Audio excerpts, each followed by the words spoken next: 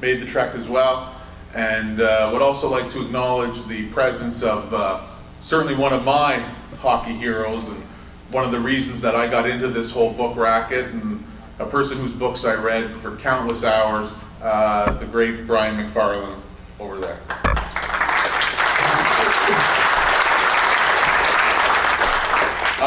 This book is my fourth book. I must start by confessing that the book was not my idea. It was the idea of my co-author, Mike Brophy. Mike, the idea came from, he was, Gretzky's on all the time, there's so many interviews. Somebody asked him, what do you think's your favorite record? And I guess when you have 60 of them, you tend to give it some thought. And he said that his favorite was the 50 and 39. And he went on to expound that of all of his records, frankly, most of which probably fit into the Unbreakable category, that this one he thought would be the toughest to break. When asked why, all one could really look at is last year's NHL, for example, we had one person hit the 50 goal mark in the whole league, and he did it in 79 games. So to think that somebody's going to come along and go 50 and 35, 50 and 36, well, let's just say that they got to do a lot of things in addition to making the nets a whole lot bigger. This book, when I had it presented to me, part of the deal was there's the record, which we all know, and we all know Gretzky. But I thought, well, what's the story here? What's the meat, so to speak, on the bones? And the more I researched the topic, the first thing I found out that was very interesting is we all know the Rocket scored 50 and 50. The Rocket's 50 goals was the standard. And then, as was mentioned earlier, Frank Mahovlich came close with 48. Boom Boom Geoffrion eventually hit the 50. Bobby Hull hit 50. There was much ado about the 50 goals. Of course, it's always been kind of the glory one. And then, but you started, even in my research, I started finding out that when Boom Boom got 50, especially when Bobby Hull got 50, it wasn't in 50 games. This was generally in, for lack of a better word, coming out of the French media. And it was in the aftermath of Roger Maris's beating Babe Ruth's home run record in 1961, where, as we all know, there was the asterisk because he did it in more games. What I found fascinating is it actually begins with Bobby Hull in the late 60s, where you see more media, US media, Toronto media, where there's actually a countdown to, oh, well, he's got 48 goals in 49 games, can he score this? And Hull comes close a couple times. One time I think it's 53 and 50, but to the Rockets' legion of supporters, it's not 50 and 50, even despite the fact that many argue that the Rockets' 50 and 50 is certainly not without its own share of quote-unquote controversy. And then it continues on. And in the 70s, you see a real explosion of 50-goal scorers. I mean, 50 goals used to be really the elite level, and no offense if any of their family's watching, but there's some guys who scored 50 in the 70s who I don't think any of us would refer to them as elite level hockey players. I won't name names, but you guys all know some of them still have to pay admission to get into the Hockey Hall of Fame. Beyond that, though, you start seeing like Phil Esposito becomes the guy where, is Phil going to do 50 and 50? And that becomes a, Lafleur, is he going to do 50 and 50? And the record just seems, the whole mark seemed to grow in importance, that nobody will ever do 50 and 50, of course, until Mike Brophy does the 50 and 50 with much fanfare in the 1980-81 season. We can all remember that. What's a little bit less remembered is that how close Charlie Simmer actually came that year to the 50 and 50. I believe he was only a goal short. It's funny how our memories go on that. So the first part of the book is really establishing that, and then from there I was like, well, what's Gretzky? And Gretzky at that point had played 2 years in the NHL. He's the league MVP both years.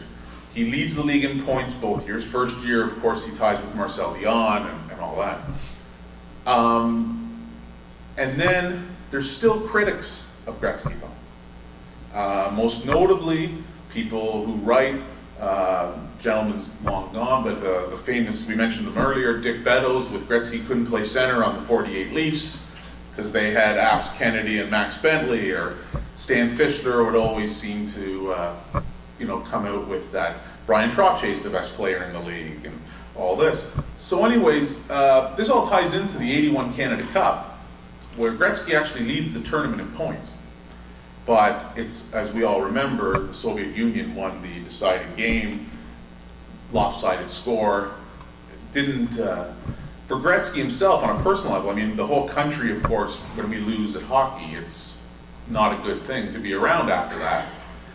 But with Gretzky, it's almost that first point in his career where he has to deal with failure. You know, his whole life he's been the guy who scored, he's been the guy who did this, he came into the NHL, there were critics. You know, this is the first failure. And the part I found fascinating is after the Canada Cup, he hops on a plane and he goes to a condo in Florida where he shuts all the drapes, everything. He doesn't talk to anybody for 3 days. It's in darkness. His parents don't even know he's there, which, if you know how tight he is with Walter, amazing. And in that moment, he has and he's only 20 years old. He has an evaluation of, where am I at? What's my career? What am I doing? Now, most players, 20 years old, 2 scoring titles, broke the assist record the year before, broke the point record, aren't necessarily evaluating how they can improve. He does, and his main thing that comes out of this is that I'm not shooting enough. Now keep in mind, he's scoring a fair amount of goals, but he goes, no, I'm getting too predictable, people are expecting the pass, I'm not shooting enough. When we start this year, I'm gonna shoot more. So that's kind of where it sets off. And then what's interesting is, everybody, you know, the 50 and 39 kind of comes up so sudden. I mean, it starts innocently enough, and the true joy of this book is we do a game by game, and it's, you know, it's really a time capsule of the NHL circa the fall of 1981, where goal scoring is not at a premium like it is today. So a lot of the games, to say that they're high scoring, would be putting it mildly. That doesn't make it hard to actually write the chapters. It's a lot more fun to detail a 12-8 game than a 1-0 game. People ask me, you know, what game sticks out. There's a game in the book where they play the Quebec Nordiques, and I believe it's Peter and Marion Stastny both get hat tricks in the game. First brothers to both get a hat trick, and they lose the game 12-8. I don't want to bore you all with numbers, but to put it in perspective, there was the thing about Austin Matthews in his first game and the 4 goals.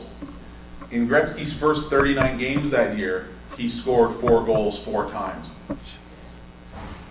The hat tricks, ridiculous. All the numbers, ridiculous. I could bore you with numbers, but I really wanted to get to the inner story here. And we all know that he did the 50 and 39, but I wanted to find out, what was his life like at that point? How did he react? How did the people around him react? And you have all these strains of, he really goes from being a superstar to becoming the icon that he is today. And the record is that moment where he does something so ridiculous, so beyond what anybody thought. Like, not only does he break the 50 and 50, which took 35 years for somebody to merely tie, he shatters it.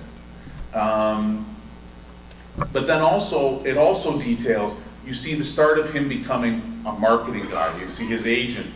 We all remember the 7-Up commercial, the Mr. Big ads, the jeans. This is where he becomes Wayne Gretzky, cultural icon. I guess part of it is he goes from being in the hockey news to being in the pages of Chatelaine magazine.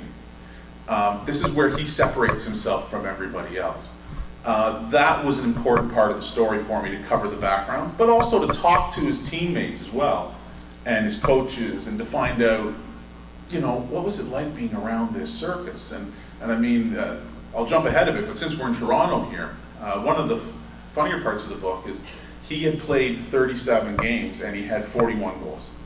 So people had started going, well, he's gonna probably do the 50 and 50, and he might break it by a game or two. Where's it gonna be? And people had circled on the schedule.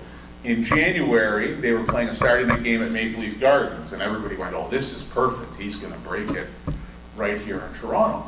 So he goes out and he tells his dad, don't bother coming, it's gonna take some time.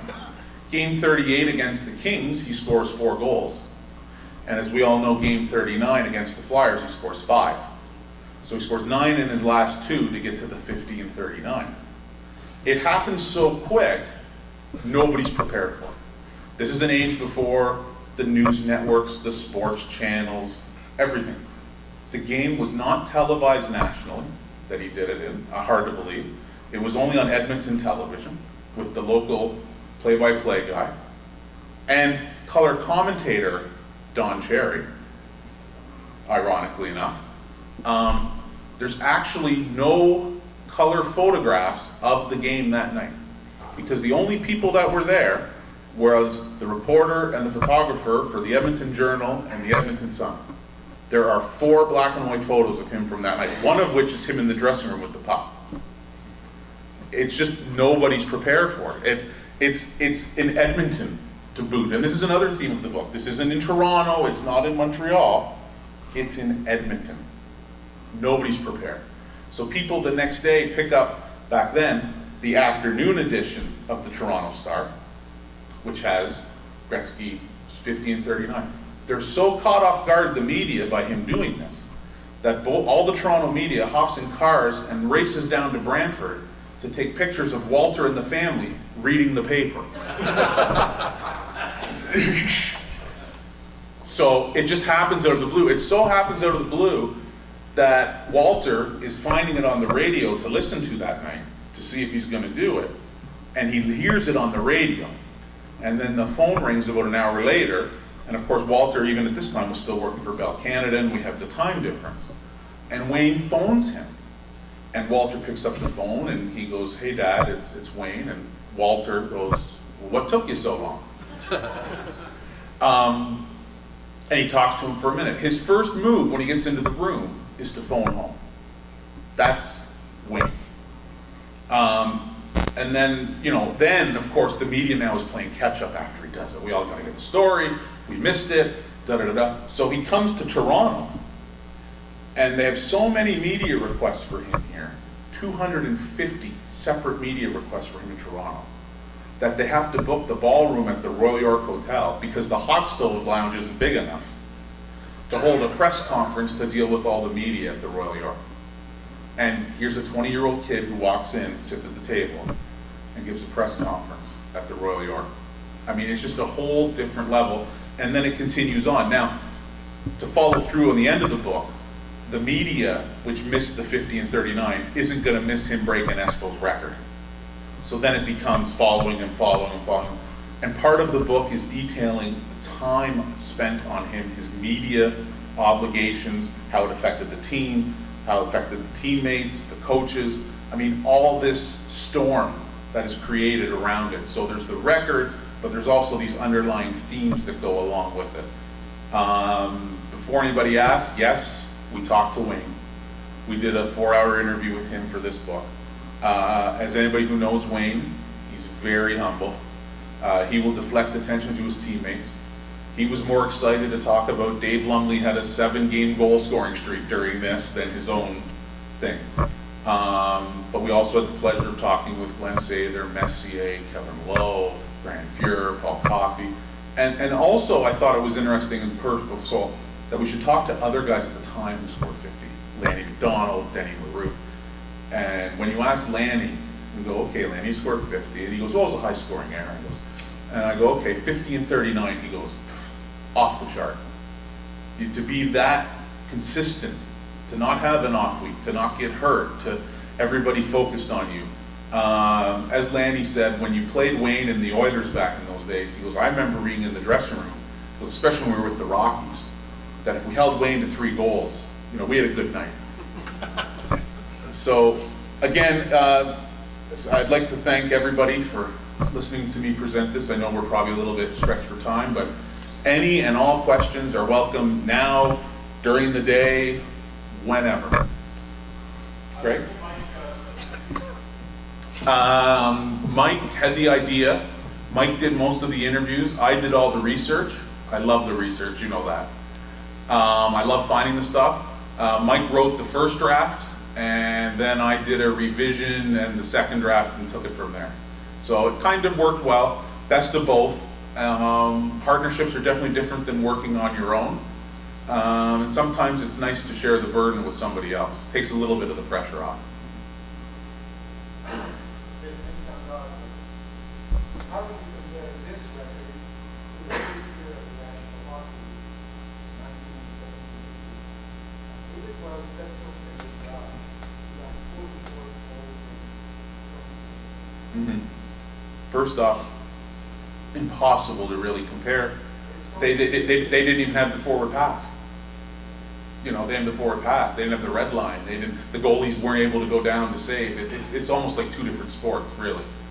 The Babe Die thing is actually, along with the Joe Malone goals in the game, it's impossible to compare. Again, it'd be nice if we were lucky if Paul Pascal could dig out some film on that, but until then, it's literally impossible. It's apples and oranges, really. Yep. Richard never compared it. I mean, it's funny you were talking about, like, Richard never bought into that. Well, I did in 50 games, you have to. When Mahovlich was going at it, he was cheering for him. He said, you know, I'd rather be a Canadian, so he was happy when it was. But he never, and he said, you know, and it's true, you can see the papers like that Joe Malone had never made an issue of it. Like, he broke Malone's record with 44 when he scored 45, and Malone was there and presented him with a puck and shook his hand. Rocket. They were always really... Yeah, very supportive of all the guys, Bossy, Espo, all of them. I think one of the things that took the whole argument away, really, is how Gretzky did it. Like, it was so much beyond. Like, if he'd done 50 and 48, maybe there would have been people going, well, it's not the same, it's a watered down league. The 50 and 39 just is so, it's a round number, it's just so, his record now, that 50 and 39, has become what the Rockets' 50 and 50 was. You call it unbreakable.